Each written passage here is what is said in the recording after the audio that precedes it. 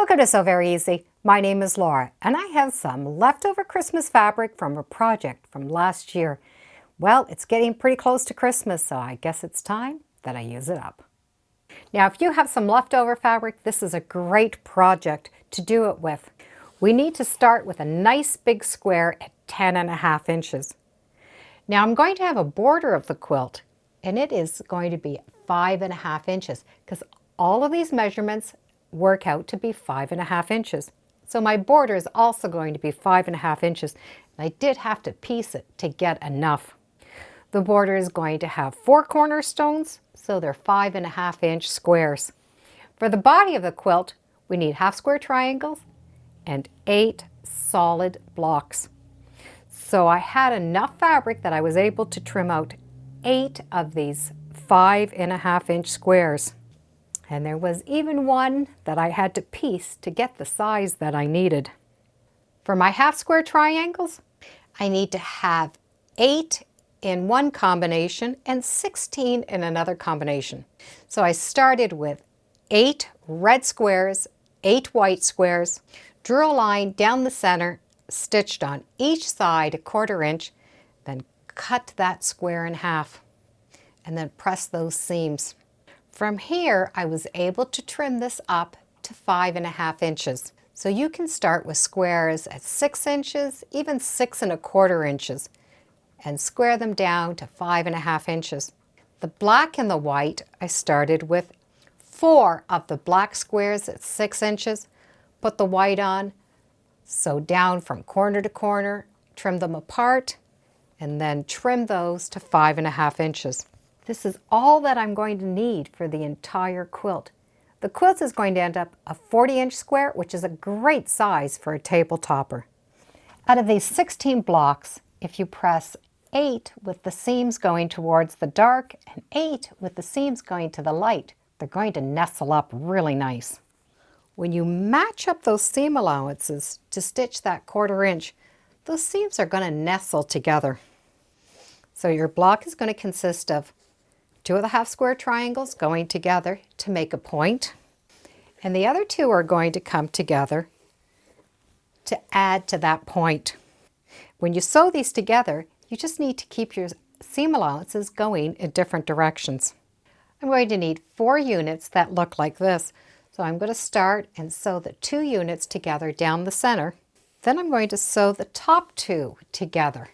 And when you open it up, your points are going to be really nice and sharp. The next you need to press 1 seam allowance going in one direction and the other seam allowance going in the other direction. And it won't matter which way you go as long as they're opposite. From there you're going to be able to match those up. And if you stitch with the point up at the top, you're going to be able to stitch through and get right into that little point. Our 4 arrows are now complete. These are going to make the 4 corners. So we need to have 2 piles of 4, then divide our half square triangles into 4. And the dark part of that triangle is going to go towards the center.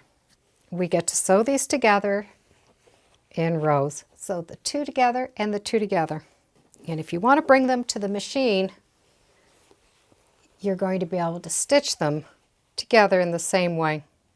And then sew in the center. Press the seams going towards the green, and that way they're going to nestle together.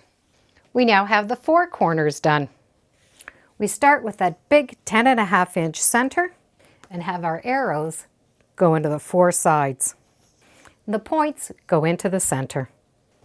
Next we have the corners, and the green blocks go pointing into the insides. So what we've made is one really big quilt block. Now, depending on the fabrics you used, you can change this up. Because we have 4 sides and 4 corners, we can flip those over. So we can have the sides into the centers. I've taken all of the arrows and I've pointed them so they're going around. And my solid blocks are all going in the same direction. We can put those back into the center. And we can turn these so the arrows are pointing out. It now gives it a square in a square look. And we can still change those corner points. we want, we can have those squares pointing out, and it gives it another look. Each block is going to look very different when you go to rearrange them. All the blocks are 10.5 inches, so you can rearrange them in quite a few different ways. If we take those solid squares and put them on an angle, it still changes it yet again. We now can sew these together in rows. We're going to do a row in the top, the row in the center, and the bottom row.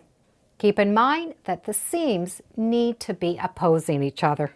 If you press this seam going to the inside, both the outside seams are going to need to be pressed outside. And that way when we go to sew those rows together, they're going to nestle together. The center of the quilt is now done.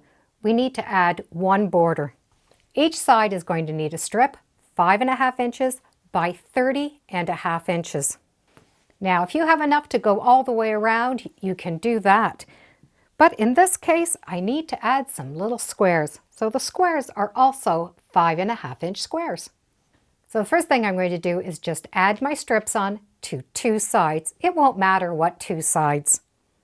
Once two sides are done, we're able to put on the last two sides. Before we do that, we need to add those 5.5 inch squares on the end of those long strips. And that way they're going to match up. Press that border going towards the outside and press this little square going to the inside. Those seams will nestle up. And we're going to be able to stitch that border in all the way along the side.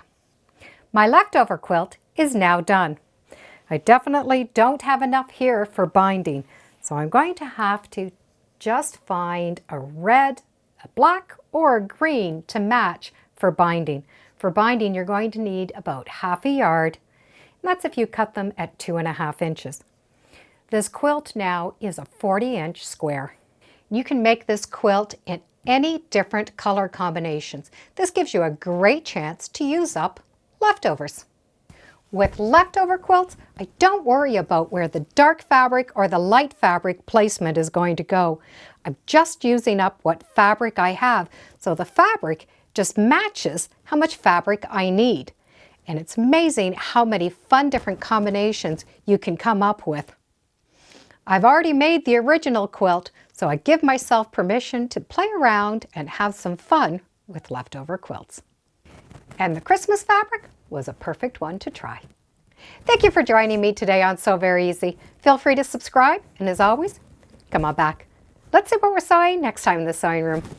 Bye for now.